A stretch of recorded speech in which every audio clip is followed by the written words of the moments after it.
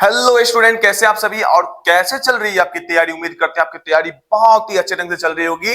आज का जो टॉपिक होने जा रहा है पीएच स्केल के बारे में। दैनिक जीवन में पीएच स्केल के क्या महत्व है और ये पीएच स्केल से हम बहुत कुछ जानेंगे। अम्ल और क्षारक की प्रबलता को जानेंगे और आज के बाद यहां से आपको कोई कंफ्यूजन नहीं रहेगा। पीएच स्केल को इस तरह से आपको मैं समझाने वाला हूं। एग्जाम में एक बात बता देते हैं, आज की जो टॉपिक है यहां से एमसीक्यू भर भर के आएंगे। अगर आप 2027 के अभ्यर्थी हैं, अगर आप एग्जाम देने वाले हैं तो आप सतर्क हो जाएं, सावधान हो जाएं और कॉपी पेन लेकर के बैठ जाएं, क्योंकि यहां से हर एक वो लाइन जो है एमसीक्यू बनने की जो है संभावनाएं होगी। ठीक है, तो ये एमसीक्यू बनता भी है और उम्मीद करते हैं कि आप सभी जो है रेडी हैं और रेडी होके आए हैं। और हमारे द्वारा जो भी आज के टॉपिक को समझाया जाएगा उसमें जो जो पॉइंट को मैं अभी बताऊंगा, सारे पॉइंट इंपॉर्टेंट पॉइंट हैं, इसको आप समझेंगे, साथ में नोट भी करेंगे। अगर इस चैनल पे अगर न्यू स्टूडेंट हैं तो इस चैनल को जरूर सब्सक्राइब करें, लाइक करें, इस वीडियो को ज्यादा से ज्यादा शेयर करें ताकि और भी स्टूडेंट को हेल्प हो सकता है। और दैनिक जीवन में पीएच स्केल के क्या महत्व है, पीएच स्केल, अम्ल और क्षार की प्रबलता, सब कुछ समझेंगे। ये लेक्चर 8 है, तो चलिए स्टार्ट करते हैं, आरंभ करते हैं आज के क्लास को। तो आइए, विलियन कितने प्रबल होते हैं। और एक बात बता देते हैं, जो जीतने वाले स्टूडेंट होते हैं ना, जो जीतने वाले स्टूडेंट होते हैं, मुश्किल की अगर हम बात करते हैं, जीतने वाले स्टूडेंट जो होते हैं ना वो मुश्किलों से नहीं डरते हैं। एक बात हमेशा याद रखोगे, जीतने वाले स्टूडेंट मुश्किलों से नहीं डरते हैं, क्योंकि वो अपने आप पे विश्वास रखते हैं और जो अपने आप पे विश्वास रखते हैं वही अक्सर इतिहास रच देते हैं। इसलिए मैं आपको बताता हूं, अपने आप पे भरोसा रखो, अपने आप पे विश्वास रखो, हमारा रिजल्ट बहुत अच्छा होगा। इस पे भरोसा अगर रखते हो तो यही जो भरोसा है आपको मोटिवेट करेगी। ठीक है, तो जीतने वाले स्टूडेंट में यही खासियत होता है, ये बात हमेशा याद रखोगे। तो विलियन कितने प्रबल हैं, पीएच स्केल, ये जो है इसको हम लोग समझेंगे। ठीक है, तो विलियन कितने प्रबल हैं इसको हम लोग समझते हैं पीएच स्केल से। अब देखो यहां पर ये जो आप देख रहे हो ना, इस तरह का ट्रैक बना हुआ है, ये पीएच स्केल है। अब यहां पे देखो ये लाल है, तो लाल अम्लता को दर्शाता है, ग्रीन आप देख रहे हो ये उदासीन को दर्शाता है, और ये जो ब्लू देख रहे हो, नीला देख रहे हो, ये किसको दर्शाता है, क्षारकीय प्रकृति को दर्शाता है। जैसे जैसे 7 से हम इधर बढ़ेंगे, यानी 7, 6, 5, 4, 3, 2, 1, तो हम सभी जानते हैं H प्लस आयन की सांद्रता में वृद्धि होगी। यही H प्लस आयन की सांद्रता तो डिसाइड करती है अम्ल कितने प्रबल हैं। ठीक है, जैसे जैसे हम 7 से आगे बढ़ते हैं तो H प्लस आयन जो है ये प्रबल होता जाएगा, और जैसे जैसे 0 से हम 7 की तरफ बढ़ते हैं तो H प्लस आयन की सांद्रता जो है ये क्या होगी, वीक होगा, कमजोर होगा। ठीक है, और 7 पे आते आते विलियन क्या हो जाता है, पूरा उदासीन हो जाता है। उसी तरह ये जो 7 आप देख रहे हो ना, ये उदासीन होता है। 7 से जैसे 8, 9, 10, 11, 12, 13, 14 की तरफ हम बढ़ते हैं तो OH माइनस आयन की सांद्रता बढ़ती है, यानी विलियन क्षारकीय प्रकृति का होने लगता है, और सबसे ज्यादा क्षारीय 14 पे जाके होता है। ये बात आपको ध्यान में रखना है। और ये जो 14 होता है सोडियम हाइड्रोक्साइड, ये सारे जो हैं ये 14 वाले ही हैं, 14 वाले ही हैं। तो याद रखोगे पीएच स्केल जो होता है 0 से लेकर के 14 के बीच में होता है। 0 जो होता है अधिक अम्लता के लिए होता है, सबसे ज्यादा स्ट्रॉन्ग एसिड प्रबल अम्ल जो होता है वो 0 होता है, उदासीन के लिए 7 होता है, और क्षारक के लिए, प्रबल क्षारक के लिए 14 का उपयोग हम लोग करते हैं। अब यहां पे ध्यान दो, पीएच स्केल क्या है, तो ये पीएच स्केल क्या है इसको समझते हैं।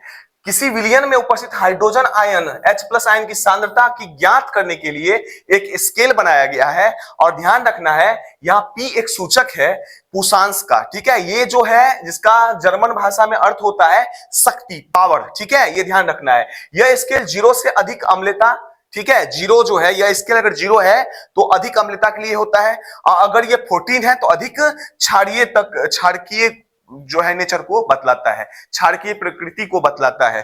किस क्या 14 है, और अगर 0 है तो अधिक अम्लता को बतलाता है। ये बातें आपको ध्यान में रखनी है। अगर हम इधर आ जाएं तो देखिए यहां पर, अगर यहां पर पीएच का मान अगर 7 है, ध्यान रखना, अगर विलियन के पीएच का मान अगर 7 आ रहा है तो विलियन क्या हो जाता है, उदासीन। उदासीन विलियन का पीएच मान कितना होगा, 7। अगर पीएच का मान 7 से कम है, ध्यान रखना, पीएच का मान 7 से अगर कम है तो अम्लीय विलयन होगा। अब पीएच का मान अगर 7 से अधिक है तो विलयन क्या होगा? क्षारकीय होगा। बोलो इसमें आपको कोई कंफ्यूजन है? तो नहीं है। क्लास में मैं कितने बार ये बता भी चुका हूं, आपको रटवा चुका हूं, ऑफलाइन क्लास में कितने बार मैंने इस चीज को समझाया है। आगे बढ़ते हैं, आगे बढ़ते हैं। यहां पे देखिए कुछ समान पदार्थ का पीएच का मान, कुछ समान पदार्थ का पीएच का मान। यहां पे देखिए प्रबल अम्ल की अगर हम बात करें तो हमारा जो पेट होता है, स्टमक होता है, और हम सभी जानते हैं स्टमक के अंदर क्या होता है? HCl हाइड्रोक्लोरिक अम्ल होता है, जिसे हम जठर रस के नाम से जानते हैं। इसका जो वैल्यू होता है पीएच का मान 1.2 के परास के बीच में होता है, और ये बहुत ज्यादा स्ट्रॉन्ग एसिड है। HCl बहुत ज्यादा प्रबल है तो 0 होगा। दुर्बल अम्ल जो होता है जैसे नींबू का रस, इसका जो होता है पीएच का मान 2.2 के बीच होता है। टमाटर के रस में 4.0 होता है, ये भी अम्लीय होता है। अब ध्यान दो यहां पर उदासीन अगर है तो शुद्ध जल जो होता है ना उसका पीएच का मान 7.0 होता है। 7.0 जो ड्रिंकिंग वाटर होता है उसका पीएच का मान होता है। हमारा जो खून है उसका जो पीएच का मान होता है 7.4 होता है। यानी 7 है तो उदासीन होगा, 7.4 है तो उदासीन से थोड़ा 7.4 थोड़ा हल्का आगे है।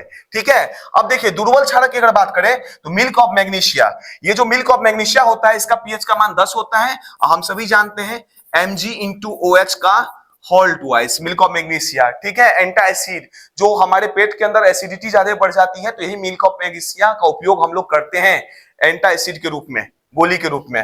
प्रबल क्षारक की बात करें तो सोडियम हाइड्रोक्साइड, इसका पीएच का मान 14 होता है, प्रबल क्षारक होता है। ठीक है, सोडियम हाइड्रोक्साइड। तो हम सभी ने इन सारी बातें को समझा। आगे बढ़ते हैं, आगे देखते हैं।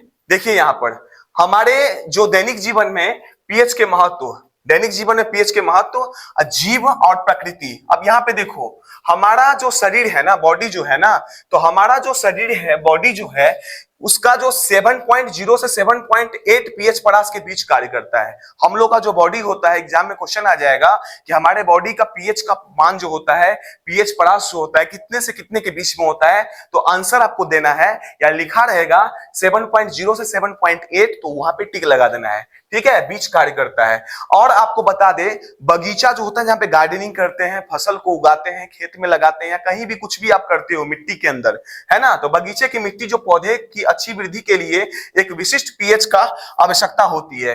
अम्लीय या क्षारकीय मिट्टी को उपचारित कर पौधे के लिए उपयुक्त बनाया जा सकता है। अब मिट्टी का पीएच का मान कितना से कितना के बीच में होना चाहिए, तो हमें ध्यान रखना है 6.0 से लेकर 7.0 के बीच में अगर है तो ये जो है सही पीएच का क्या होता है, परास होता है, खेत में किसी भी फसल को लगाने के लिए। अब यहां पे देखिए वर्षा का जल, जब वर्षा के जल का पीएच का मान 5.6 से कम हो जाता है तो वह अम्लीय वर्षा हो जाता है, और यह वर्षा जो है अम्लीय वर्षा कहलाती है। यह नदी के जल के पीएच को कम कर देता है, मतलब कम कर जलीय जीवों के लिए हानिकारक होता है। तो जलीय जीव जितने भी मछली उछली होते हैं सारे जो है मर जाते हैं, जलीय जीव को बहुत ज्यादा हानि होता है। और हम सभी जानते हैं वायुमंडल में अगर CO2 गैस, अगर आप ज्यादा प्राकृतिक गैस का दहन कर रहे हो, आप क्या कर रहे हो, तो हम सभी जानते हैं SO2, ठीक है, NO2, ये सारे ऐसे गैस हैं, ये सारे गैस जो हैं इनकी जो प्रकृति होती है अम्लीय होती है, और इन्हीं गैसों के कारण क्या होता है, हमारे जो वर्षा होते हैं अम्लीय वर्षा होते हैं। तो हमारा जो प्रदूषण हम लोग जो फैला रहे हैं, ग्लोबल वार्मिंग कर रहे हैं, ठीक है, तो जंगलों में आग लग गया, या कहीं जो है ज्यादा प्राकृतिक गैस का ईंधन का दहन हो रहा है, बाइक चला रहे हो, व्यर्थ में जो है गाड़ी को जो है लेके घूमे जा रहे हो, जिससे क्या होता है एक्स्ट्रा जो है इस तरह के गैस का निर्माण होता है। ये सारे गैस क्या होते हैं, हमारे अम्लीय वर्षा के लिए जिम्मेदार होते हैं। यही अम्लीय वर्षा हमारे त्वचा के लिए नुकसानदेही हो सकता है। बहुत बड़े बड़े से ताजमहल है, देख रहे हो उसका कलर जो है डार्क होते जा रहा है, ठीक है, और हमारे स्किन के लिए नुकसान होता है, जलीय जीव के लिए नुकसानदेही होता है। इसी तरह अन्य ग्रह, अब देखो यहाँ पे अन्य ग्रह, शुक्र का वायुमंडल सल्फ्यूरिक अम्ल के पीले बादलों से बना है, वहां जीवन संभव नहीं है। याद रखना, शुक्र का वायुमंडल जो है सल्फ्यूरिक अम्ल के पीले बादलों से बना है, वहां जीवन क्या नहीं है, संभव नहीं है। यानी H2SO4 से बना हुआ है, तो जीवन वैसे भी संभव नहीं है, वहां जाते ही गल जाएगा इंसान, ठीक है, कोई जीव रह ही नहीं सकता है। चलिए आगे हम लोग देखते हैं, तो आगे बढ़ा जाए, हमारे पाचन तंत्र का पीएच। आप यहाँ पे देख रहे हो, आप ये हमारा आमाशय है, ठीक है, और ये जो आमाशय है ये क्या करता है, इसमें इसके भित्ति में क्या होता है, जठर ग्रंथियां होती है, और ये जठर ग्रंथियां से जठर रस HCl का निर्माण होता है। किसका निर्माण होता है? HCl का निर्माण होता है। यही HCl जब भोजन में मिलता है तो भोजन में उपस्थित प्रोटीन को पेप्सिन क्या करता है, जब भी भोजन जो है अम्लीय हो जाएगा तो पेप्सिन की क्रिया जो होती है ना वो तेज हो जाती है और प्रोटीन को पेप्टोन में बदल दिया जाता है। ठीक है, प्रोटीन को किसमें बदल दिया जाता है? पेप्टोन में यहां पर तोड़कर बदल दिया जाता है। तो HCl का होना जरूरी होता है ताकि पेप्सिन की क्रिया में सहायक होता है। तो ये जो HCl होता है ये हमारे आमाशय में होता है, हमारा उदर पेट हाइड्रोक्लोरिक अम्ल उत्पन्न करता है जो भोजन पचाने में मदद करता है। ध्यान रखना, अपच जो होता है इस स्थिति में पेट का बहुत ज्यादा अम्ल बनता है जिससे दर्द और जलन होती है। और जब हमारे पेट के अंदर क्या होगा, बहुत ज्यादा अम्ल HCl बनेगा तो क्या होगा, इसकी जो अम्ल है ना ये अम्ल से रक्षा हमारा श्लेष्मा करता है। यहाँ पर म्यूकस का लेयर होता है, ठीक है, श्लेष्मा का लेयर होता है। इतना ज्यादा अम्ल बन जाता है ये लेयर भी रक्षा नहीं कर पाता है और यही अम्ल जब हमारे आमाशय के भीतरी दीवार से टकराती है तो हमें दर्द या ऐंठन का अनुभूति होता है, जलन का अनुभूति होता है। तो हम सभी क्या करते हैं, राहत का उपाय के लिए एंटासिड जैसे क्षारकों का उपयोग किया जाता है। गैस की गोली, एंटासिड की गोली हम लोग खा लेते हैं। विज्ञान एंटासिड अम्ल की अधिक मात्रा को उदासीन कर देता है। एंटासिड अम्ल की अधिक मात्रा क्या कर देता है, अम्ल की मात्रा अधिक मात्रा को क्या कर देता है, उदासीन कर देता है। एंटासिड अम्ल की अधिक मात्रा को उदासीन कर देता है। और हम सभी जानते हैं एंटासिड, उदाहरण के लिए मिल्क ऑफ मैग्नीशिया, मतलब मैग्नीशियम हाइड्रोक्साइड, यानी इसका सूत्र हम सभी जानते हैं क्या होता है, Mg/OH का होल ट्वाइस। इस बोतल में जो है यही डाला गया है, मिल्क ऑफ मैग्नीशिया। ठीक है, ये एंटासिड है। तो ये इस तरह से जो हम सभी जानते हैं अम्ल का प्रभाव को क्षारक क्या कर देता है, नष्ट कर देता है। क्षारक के प्रभाव को अम्ल जो है नष्ट कर देता है, एक दूसरे के प्रभाव को दोनों नष्ट कर देता है। अगर अम्ल की मात्रा बढ़ गई है, अगर एंटासिड की मात्रा हम अगर बढ़ा दें, क्षारक की मात्रा अगर बढ़ा दें, इसमें क्या होता है, मिल्क ऑफ मैग्नीशियम हाइड्रोक्साइड एक क्षारक है, बढ़े हुए अम्ल की मात्रा को सीधे डाउन कर देता है और हमारा जो पीएच मान है पेट का वो जो पड़ास है वो सही हो जाता है। फिर भोजन जो है आसानी से डाइजेस्ट होने लगता है, हमारा पाचन तंत्र फिर से सही हो जाता है। अब आगे बढ़िए, आगे देखते हैं पीएच परिवर्तन और दंत क्षय। ये अब हम लोगों का दांत है, ठीक है। और दांत में क्या होता है, जब हम सभी कोई मीठा पदार्थ खाते हैं तो हमारे मुंह के ऊपर बहुत सारे बैक्टीरियाएं होती है। वो क्या करता है, जैसे चॉकलेट खाए तो चॉकलेट को खा करके वो जो पॉटी करता है ना, वो अम्ल कर देता है। क्या कर देता है, अम्ल निकाल देता है। ये अम्ल क्या करता है, हमारे दांत का विखनिजीकरण करता है। क्या करता है, विखनिजीकरण करता है।